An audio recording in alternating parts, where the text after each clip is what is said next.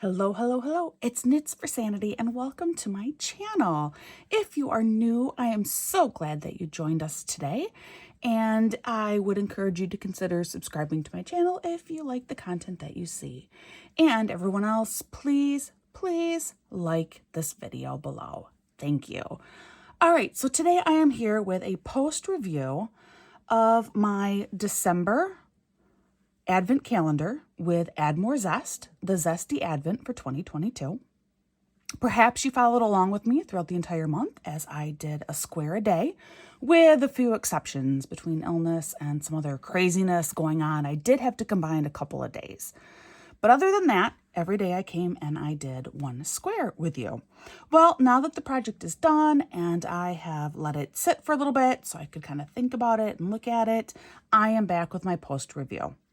First, about the painting. This was one that was designed by AddMoreZest, Rebecca over at AddMoreZest, with the help of Diamond Studio Art UK. So it is a Diamond Studio Art UK kit, but AddMoreZest helped actually create this design. As a result, there is not like an original art. I can put up what is provided and I can show that here. But as you can see, this was designed to be a diamond art piece. So there are some definite benefits with that. The first one being, when you know what you are already working with ahead of time, when you know that this is meant to be a diamond painting, you can configure your little squares just so to fit within what diamond painting is capable of doing. And I think that translated very directly with a lot of these squares being highly detailed, despite being just one individual little square. I don't remember the exact size of each of these squares, but they're only about 3 by 3 inches total. So and that's directly because this was always meant to be a diamond painting. So that was one huge advantage to designing a painting that was always meant to be for diamond art. But let's go through and let's talk more about some of the good things as well as some of the less fortunate things about having done this painting. First, on the whole, the painting itself was a joy. I loved working on this. It was a ton of fun, with every day having a new small picture to work on. It's instant gratification. It was fun, pure fun. And, in less than an hour, I'd have one square done and I'd have a cute image. It felt great to be able to make what felt like really speedy progress. Part of the problem with doing squares like this was setting it up originally. So I had to cut all of my cover sheets. There isn't a cover sheet that worked well with this painting at all. Everything had to be cut. I ended up just going with, I cut all of my squares the exact same size and I just carefully put them on here. But because each square was the exact same size, that meant that some days I would do less than a full square, like I'd be missing one border row or a couple border rows. Other days I would have to fill in for the square next to it and I'd end up doing both border rows in between the two squares. And that's because I kept all of my squares. I cut them the exact same size. Now, Rebecca at AddMoreZest, I give her credit. She's amazing. And if you want, I'd go back and I would watch her video where she sets up her kit to begin. So watch her kitting up video because she took the time and she measured out her cover sheets and cut them exactly for each square, because your squares around the ends are larger than your squares in the center. And your squares on the corners are larger than even your other squares on the ends. So you actually have 3 different size squares that you're working with in here. So she did have like a full square for each day. And it was really, really cool. I decided I didn't have the patience for that. And my cutting tools would have made it very difficult for me to get that precise of a cut. So I just went with the same size square, and then I just worked with it. Whatever I uncovered, that's what I laid down drills for. And I didn't worry about if I didn't get the whole square or if I went into the next square. So maybe a suggestion would be something that AddMoreZest could think about doing is if they do a similar kit next year, which I really, really hope they do, they could probably make a decent penny if they offered pre-cut cover sheets for their diamond painting. I would buy them. I would absolutely buy them. So if they offered that as like an extra thing, you know, something else that you could purchase, I think a lot of people would really, really appreciate that. I know I totally would take advantage of it. So that was with the whole kitting up process. Otherwise, the canvas itself is wonderful. Diamond Studio Art UK has wonderful canvases. It is heavy, it's thick, it has scalloped edging as well as your pinpricks to prevent fraying. It is not a soft canvas, but it doesn't have to be. And we kind of have gotten this idea that I think if your canvas isn't soft, it's not good. And that's not true. Your canvas doesn't actually have to be soft. Just, a nice heavy duty weight, which this is. All right. So now let's talk about when I actually started painting. The first thing that became very, very apparent right away was my 310s or my black drills were a mess. Wow. I have never had an experience this severe where I had so many black drills stuck together. It was truly a mess. And there were it was most of them. There were not enough single black drills that I could have completed this painting and just left all of those stuck together. That was never going to happen. Now, watching some other videos and stuff and hearing from some other people, I am getting the impression that I was among the worst batch of 310s that were made available with this kit. There were a couple other people who had complaints as severe as mine. But I do appear to have been among the worst batch of them. There are other people who, it seems like, yes, they still had problems with 310, but they still had enough drills to complete their painting or come really close to being able to complete their painting, even with the stuck together drills. I will show you. I didn't have much left over though for 310. This is all I had left. And these are itty bitty containers. And I had several of these full. I had, I think I had 7 containers full of 310, and that's all I have left. So that's it. So what did I end up doing? Because obviously that is a headache. So what I did is I took and I ran all of my black drills. Once I realized how severe the problem was, I just ran all of them through my little hand grinder from Bella Art de Nicole, and I ran them all through right away. After doing my first square or two and realizing that I had to figure out how to deal with this, I ran them all through my drill, and almost all of them came apart without a problem. I lost very, very few drills because they were completely sealed together and I couldn't break them apart. So yes, was it a little bit of a pain in the butt? A little bit. Did it take some extra time? Definitely. But they all broke apart, and then I could just put them back into my storage that I was using after I kitted up. And then the rest of the painting went really smoothly. I did run into a couple of these sections because I had to do 7 sections of these, and you can't pour the whole section in. So, it took a while, about half a section of one of these little squares at a time. So it was at least 14 drills worth that I had to go through and do, and probably more than that. And I noticed that by the end, I didn't do such a hot job with drilling. So I did have to grinding. So I did have to regrind, several. But what I did is I just left this open while I was working. And then every time I came across a set of black that were still stuck together, I just threw them in here. And once this got full enough, I ground it together and added them back into my stash of 310s. So that was problem number one. If you are familiar with diamond painting, it is a very common problem, particularly with resin drills, and especially with the color black, the 310s. I have spoken about this before, and I have some theories as to why black is the most common color that you have this problem with.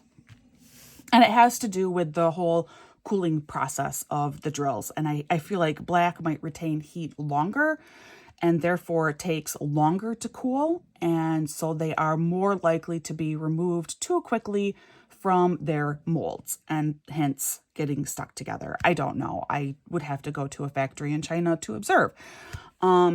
So that was kind of issue number one, but it was manageable. It was just a little bit more patience and a little bit more time, and then it was smooth sailing with my 310s after that. Probably the more serious problem for me was I ran out of color 762, right? Was it 760? Let me double check this. Yeah, it was 762, which was kind of an off-white color. I completely ran out of that one on square 20. And so starting with square 20, and I think 4 out of the 5 remaining squares all had 762 in them.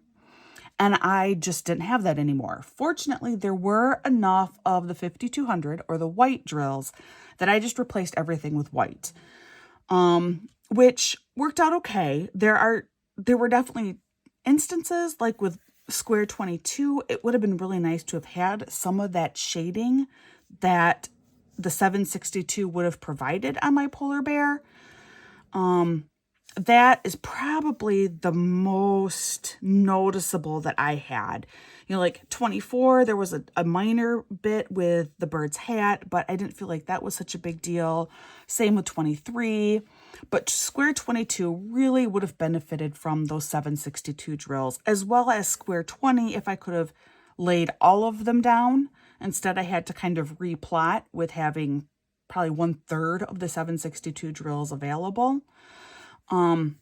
So that was more problematic for me. Now, Diamond Studio Art UK, you can request that you have those drills sent to you, but living in the United States and being that this was a very seasonal project, something that I wanted to get done by Christmas, that really wasn't a feasible option for me. So I just went ahead and I completely filled in with my white, my 5200.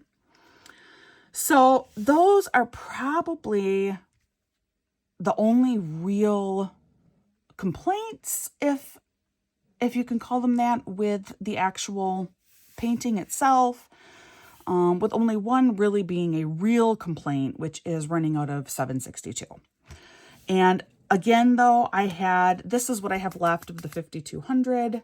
It's almost a full square worth here. So I had plenty of white to make up for running out of that light cream color. All right, so now let's talk individual squares. And what did I think of those? Like, what's my least favorite? What's my most favorite? Because that's kind of the fun stuff, right?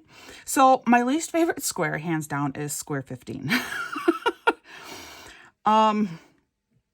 Square 15 is meant to be antlers, I assume. Like, this is meant to be, I'm not sure if this is supposed to be like a mount, like a deer mount, reindeer mount. I don't know. All that I know is that this is antlers. But otherwise the square makes no sense. None. I don't like it. I really don't like it. So square 15, that was a hard pass for me. I would redo the kit and I would change square 15. Totally. All right. So then the two other squares that I kind of struggled with, and I think there are ways that could have been improved upon.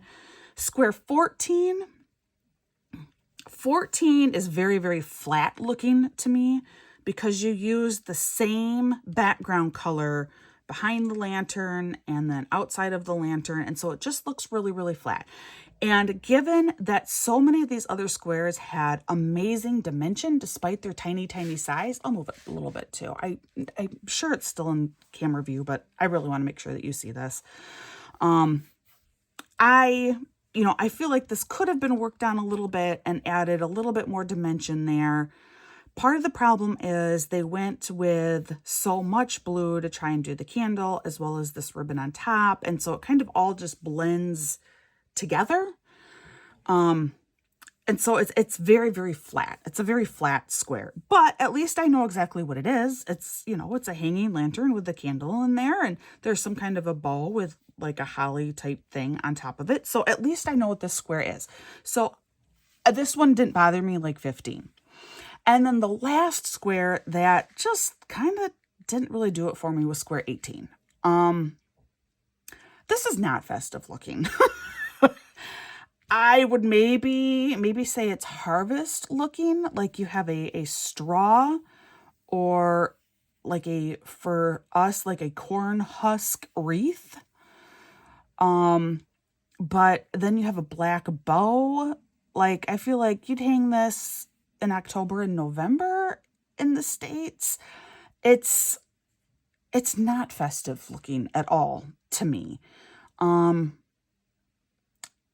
Yeah, but again, at least I know exactly what it is. It's a wreath with a bow, so it's identifiable. So it still is much better than square 15, in my opinion. But 18, maybe at least if the bow color would have been changed to like the blues, that would have helped. But like I said in the initial recording when I was doing it, a black bow just makes me think funeral, which is kind of the opposite of Christmas. So anyway, square 18 is the third and last square that I really kind of just wasn't jiving with. It just wasn't making complete sense to me. All right, now I'm going to take a little sip of my coffee. On to the squares that I did really, really like. My favorite square is square 8. I did this square. I loved it when I did it. I had a feeling that this was going to be my favorite square of the entire painting, and it is. This square has so much packed into it for being this teeny tiny square. You have what feels like a whole painting here. You have 2 trees. You have some perspective with the larger tree in the foreground and the smaller tree in the background. You have shadows at the base of the tree. You have shadowing with the moon shining down, so the trees are brighter on the left and darker on the right. You actually have some detail with like garland in the trees. You have what looks to be like some snow coming down, or it could be ornaments. You have stars in the black sky. You do have your little moon. This square, amazing, absolutely amazing.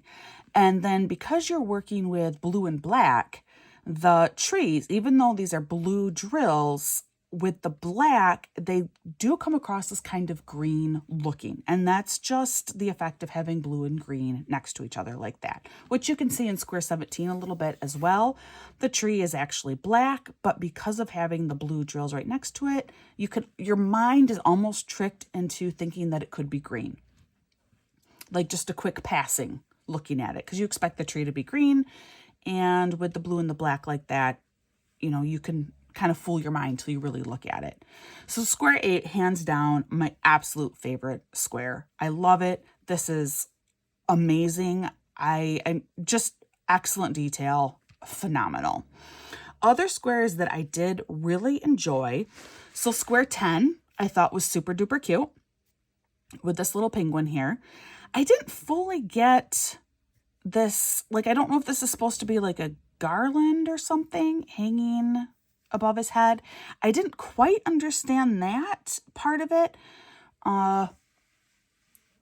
That confused me, but whatever, it's festive. It was cool, but otherwise it looks like we have like some trees and stuff here. He is rather expressive given, again, such a tiny little square. So I really enjoyed square 10. Square 16, I also really, really liked. Where is square 16? Oh boy, where? Oh, here we go.